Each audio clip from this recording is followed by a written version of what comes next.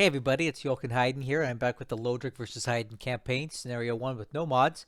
This is the 18th of March 1942 combat replay and analysis. Let's go. Alright, and we're back at it with the Lodrik versus Heiden campaign. This is obviously March 18th, 1942. Oh! Looks like he grabbed the base that we were retreating to in the Philippines. That's not so great.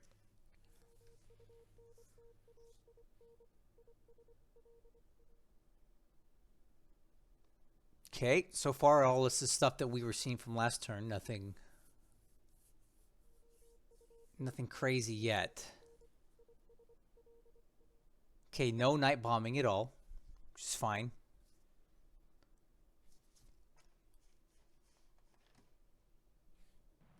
Oh man, he's already down in the Tonga Islands.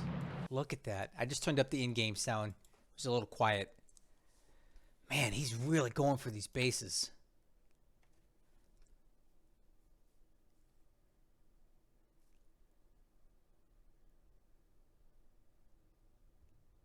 Alright, we got some daylight now. Coast Watchers.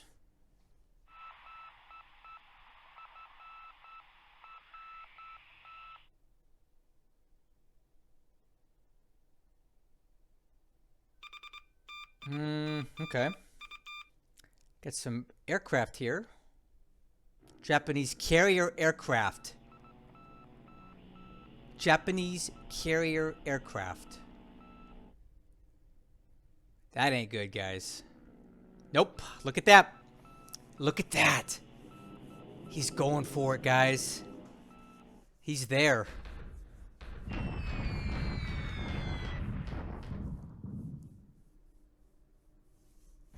Wow, we shot something down?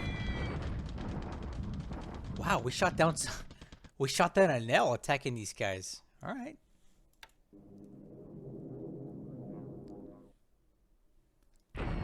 Got some valves now operating in Mindanao. I haven't seen these here yet. He's attacking these poor guys. Oh man, we're gonna have another blowout in the Indian Ocean, man. It's not good.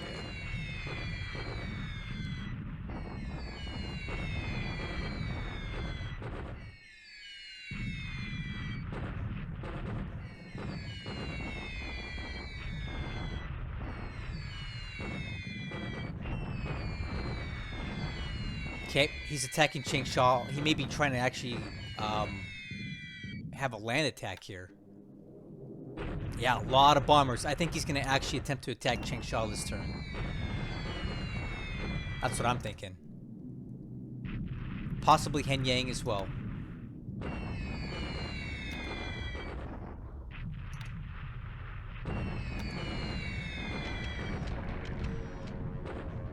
His last 5 remaining Tojos. Still out here doing what they can. Yeah, I really think he's going to attack Changsha this turn. Hopefully my troops get out of there in time. Okay, now we have stuff coming in from... Looks like maybe a Loyang area now. Or Nanyang. We're getting hit from all angles.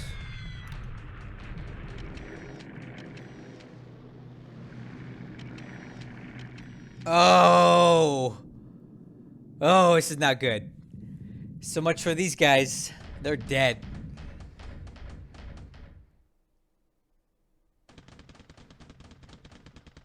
Oh, these guys are so dead.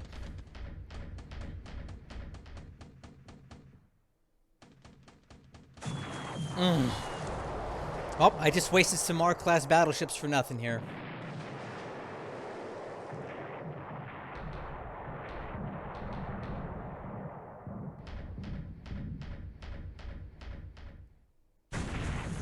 Oh god, this is so bad. Oh, let's just get to the end of this. I don't even want to watch it.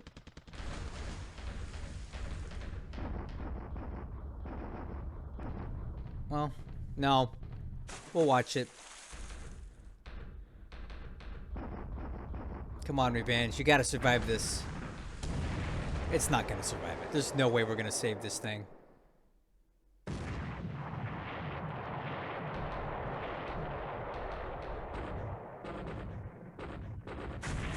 It's so dead. Okay, all right. I've had enough. I can't do it. I can't watch it.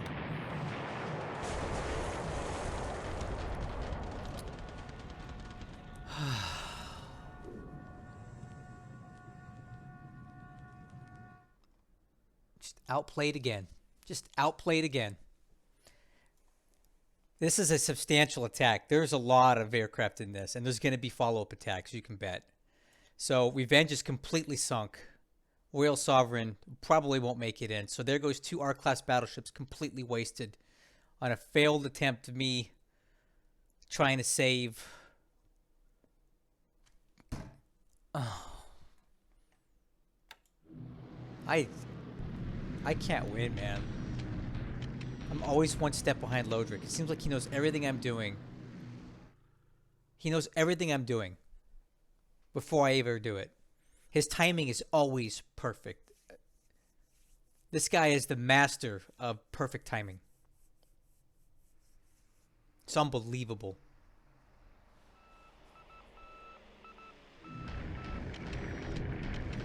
Unbelievable. Oh, these guys are so dead. It's not even, I don't even want to watch it. It's such a joke. Oh no. It's so bad.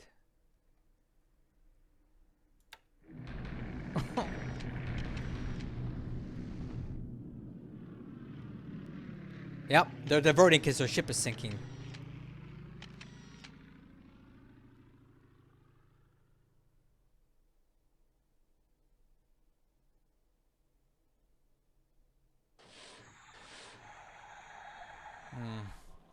K-16 missed again.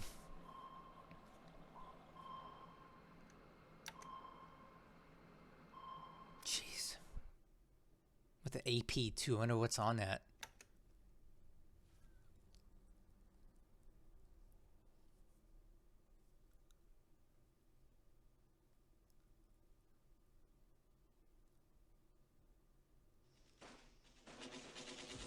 Well, I figured this was gonna happen.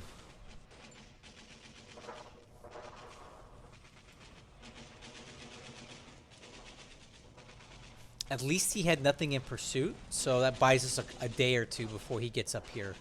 Gives us a chance to try to get some troops in place.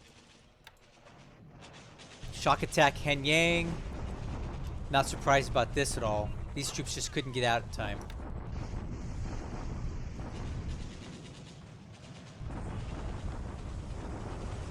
Yep.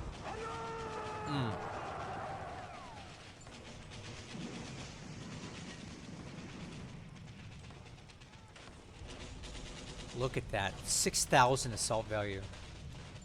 How am I supposed to stop that? Like, what could I even possibly do to slow these guys down? He's got 15,000 assault value right in here. I don't even know how to stop that.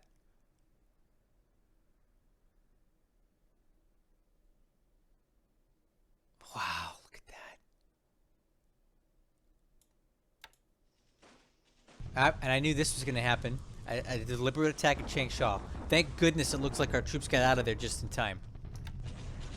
Oh, man.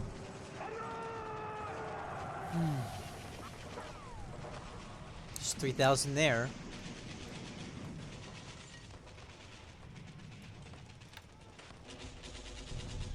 Now he's bombarding up here.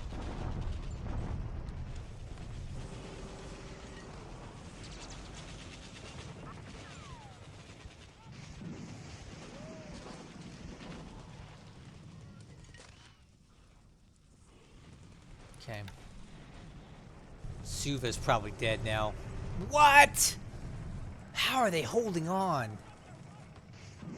It won't be for much longer, but they held on again at Suva. Look what he's got, 1,000.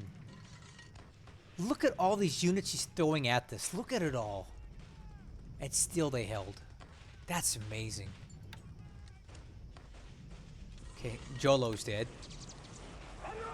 Tawi Tawi's probably dead now too. Oh, now we get to watch him grab all these bases. Man, I'm...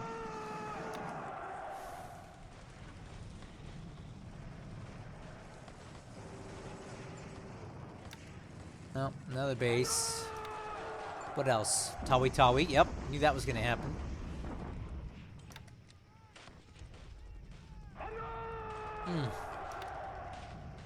Another base. Oh.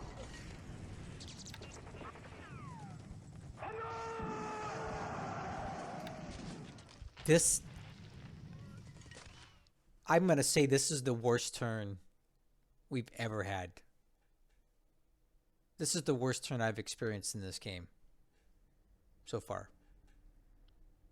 Just completely outplayed, outgassed, outsmarted, outmaneuvered. Lodrik is always one step ahead of me every single time. Always. Always ahead of me. I swear he's looking at my turns. He can see everything I do, and he's always at the right place at the right time.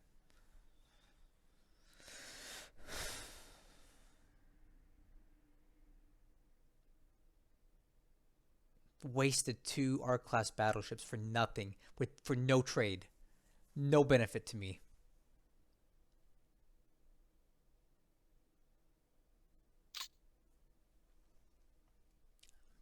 Just,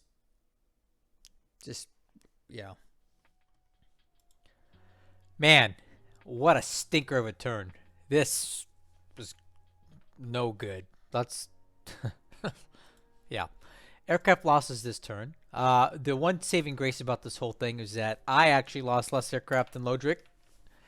He lost, from what it looks like here, about 10 Kate total, a mix of N1s and N2s, 2 Vals, a Dina, which is a recon plane, a Nell, and a Zero. I lose a Buffalo due to ops and a PBY-5, an American one. So 14-2 in my favor, which is basically the only thing in my favor. Top pilots today, of those 2 aircraft that were lost, no pilots were wounded or lost. Pilot replacements, I like to take a look at this every turn.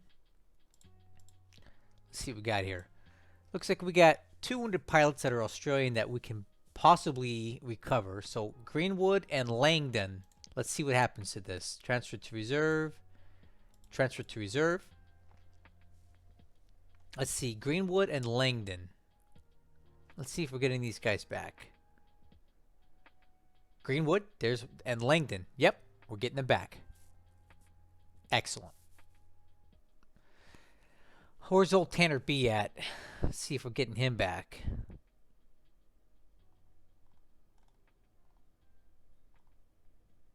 Man, there's so many of these guys now. I'm going cross-eyed looking for him. Whatever. I don't. Oh, there it is. Tanner B. Still nothing. You know, it's getting to the point now where I think it's about time to start weeding some of these guys out because they're just clogging up my list. These guys that don't have return dates, I don't think we'll ever get them back at this rate. All right, so Army lost points this turn. Another terrible round for us. We lost 77 points. Okay, the Japanese lost 1. Allied ship sunk. Not a good day. We lost the Revenge and the Caledon, both of which were sunk by the Japanese carrier aircraft that are operating near Adu in the Indian Ocean. And this is, to me, quite a huge blow. And you know what? I'm looking back on it now, and the whole premise of what I was trying to do was just stupid. I neglected the idea that Lodrik could still have some carriers in Singapore, and clearly he does because he sent these guys out. And I just wasted 2 ships and possibly 2 more on a failed attempt to try to save the Hermes. And you know what? It wasn't worth it. I should have just sent the stupid Hermes off map like I wanted to, but I was trying not to be gamey, and I wanted to kind of simulate getting the ship back to port. I thought it was more compelling to do it that way, but all I did was invest a lot of resources into a ship that's probably now going to get sucked next turn anyway. It's no good. So for this turn, huge defeat for us. The Japanese went up 592 points, which has now increased their ratio to 1.716. So Lodrik is really, really starting to get ahead of me here. And I'm starting to get a little concerned. I mean, about a month ago, I thought like I had this thing in the bag and I had kind of stymied him everywhere. And I didn't think that we were going to have much more activity. But Lodrik has really turned up the intensity to the max. And he's taking big risks, and they're paying off for him because I'm just not in a condition to push back right now. And he's just running amok all over the map and causing me a lot of pain. All right, let's take a look at the combat report. The only thing I noticed that was noteworthy here were mines at Palembang being cleared, and that's basically more or less the last of them there. For SIGINT, I did notice this. We have some radio transmissions at Rabaul, and we also have troops moving to Rabaul. More AA units, because I think he knows that I want a piece of that Rabaul action. So he's trying to send more stuff there. AA and the like, to try to protect it from me. And again, something else even more concerning. The 2nd Division is on a AK moving to Georgetown. So again, for the 3rd or 4th turn now, we see evidence of him moving troops to Georgetown. That doesn't mean he's unloading them there, but he's moving them there, possibly to get them ready for an invasion. This is about 4 different divisions loaded onto ships now. Lord only knows where they're going. A lot of them are indicating Ceylon, Colombo, but we don't know for sure if that's where he's actually going. But he's planning an invasion somewhere in the Bay of Bengal. It has to be. All right. So, ops report. Obviously, we know about the carrier aircraft and the destruction of my ships, but a couple things I do want to point out. One, we got one of these convoys into Cape Town. Let me show you what that looks like too. So when occasionally you get these supply convoys into Cape Town, and they show up as coastal defense units, even though they're not really. They stick around for a few days, and when they leave, they dump all this fuel and supply and anything here into your pool or into the base itself. So this is Gary Grigsby's ways of showing you supply convoys, adding stuff. So all these devices go into my pool so I can use them to re-equip my units and stuff. A lot of these are British, right? But like these tanks, these Indian infantry units, these guns are all useful things that I actually need to build up my units that are damaged or under-equipped. So I like when I get these, and then this fuel and supply gets dumped into Cape Town proper for me to use however I see fit. And the last thing I do want to point out to you while we're out here is, where is it at? I think it might be here.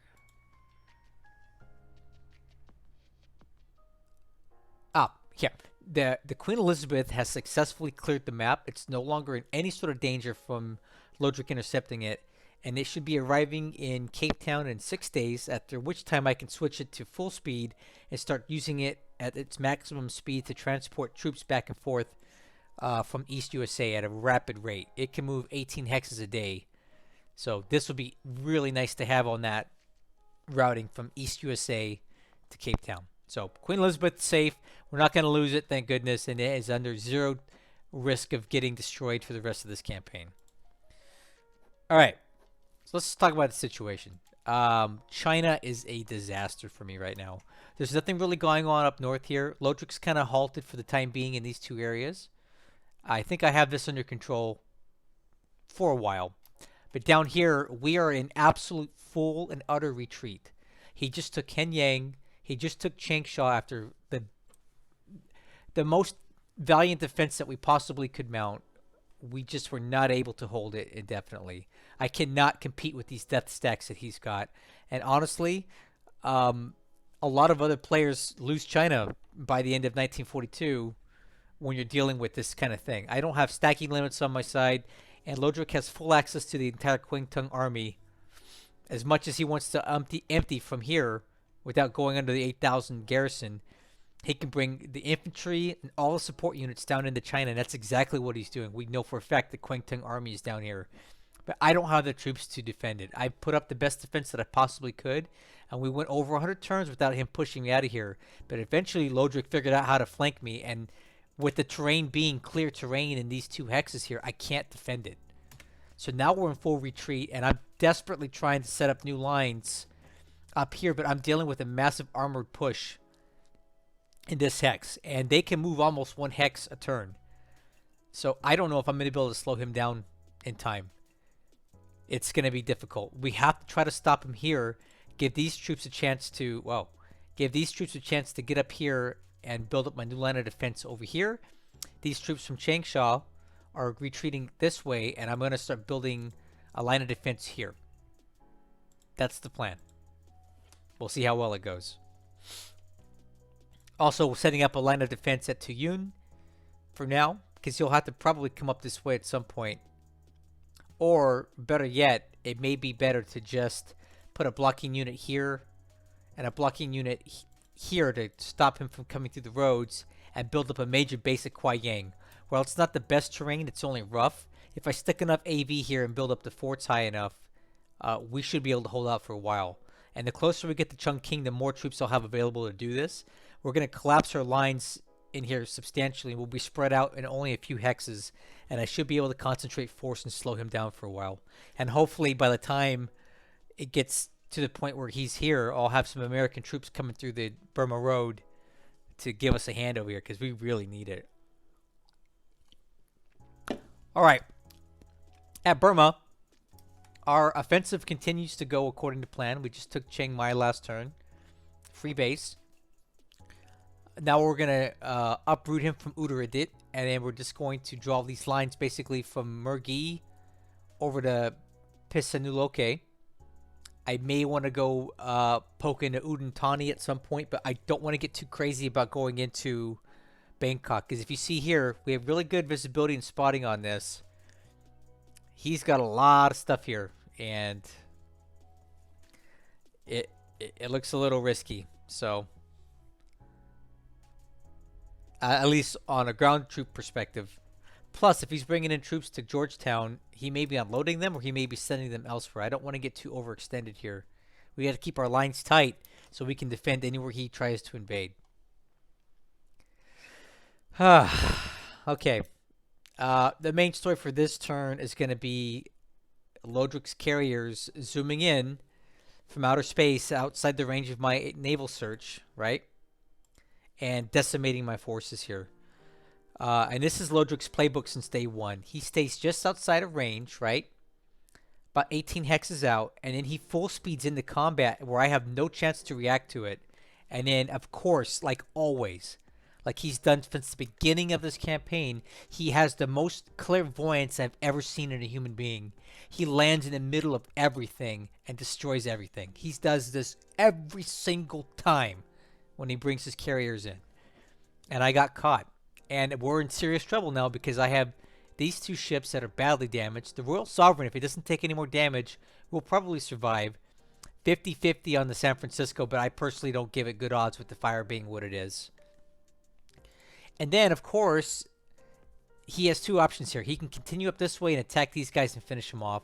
Or what I think he's going to do is he's going to head further west and just finish off the Hermes, because I can't defend it at all. There's no way. So it's a goner. So what I've done is I've detached the escorts and I'm getting them the heck out of here. Like, I'm already going to lose the Hermes. Why lose 2 destroyers too? I don't want to do it. So I do have the Hermes heading back off map. If by some miracle it can make it off map, then it'll be safe. But I doubt we'll get out of range of this guy in time. So Lodrik really hurt me bad. And with the loss of one of these R-class battleships, that really causes issues for the defense of Ceylon, because I really need these 15-inch gun-armed ships to protect from the land invasion that are coming, if it's coming. And now I'm down basically 2. So another brilliant carrier strike by Lodrik, which he's been doing the entire campaign, and it's very, very frustrating for me. But what can I do? He's just smarter than me. I just got outplayed. It's the bottom line. I got outplayed again. And it makes me upset with myself, and it makes me want to not play sometimes because I feel like I'm just stupid for constantly getting myself into these situations where I lose basically almost 400 ships. This is almost as bad as Strategy Gaming Dojo, and I used to laugh at him for losing as many ships as he did, but I've almost lost as many as he has now, so maybe I'm the stupid one. So, Strategy Gaming Dojo, if you're out there listening, I humbly apologize for talking any kind of crap about the amount of ships that you lost in your campaign, because I am doing just as bad. And if you look at it, I feel like I've lost a lot of important ships here. Look at this. This is not good. Look at all these destroyers. It's pathetic. So we'll see what happens next turn. I'm expecting way more pain and suffering in the Indian Ocean next turn, so don't be surprised if you see Lodrik having another fantastic turn next turn, because he's just got all the advantages and I got nothing. Dutch East Indies are more or less quiet. Nothing really going on there.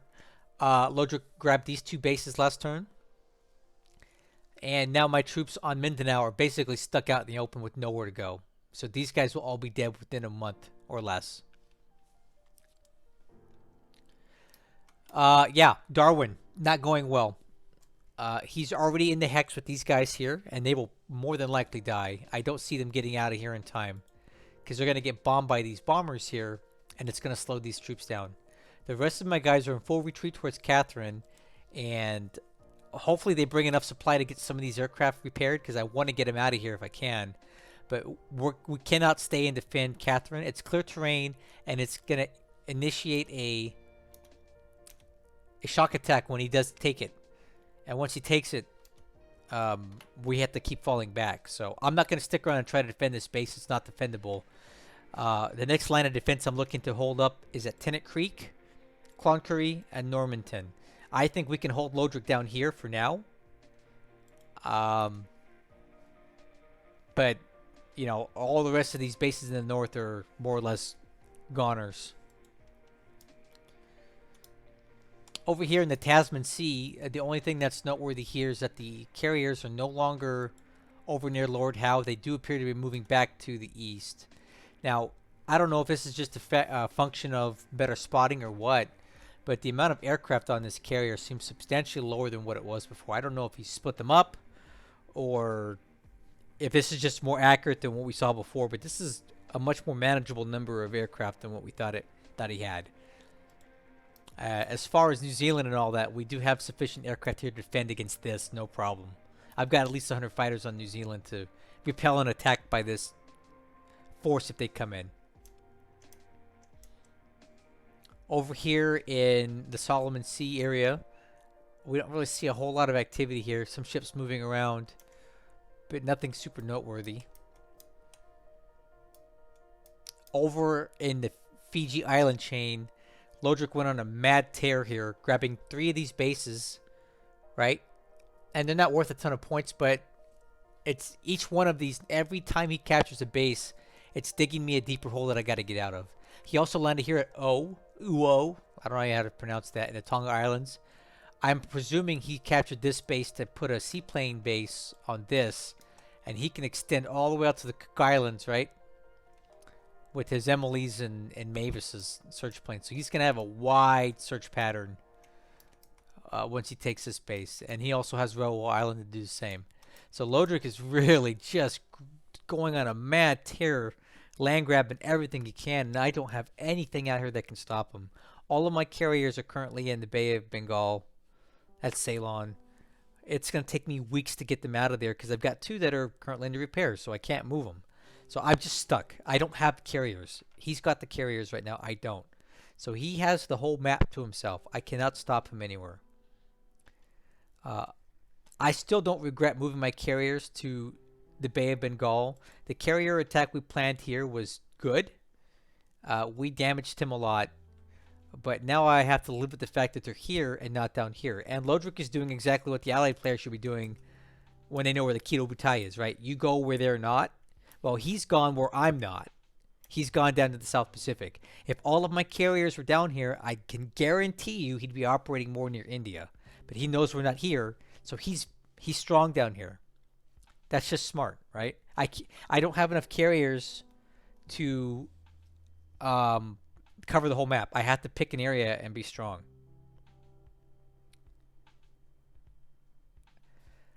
That's what I gotta do. So, um, yeah, this turn was just a huge disaster for me. I'm pretty upset about it overall, and the next turn's not going to be any better.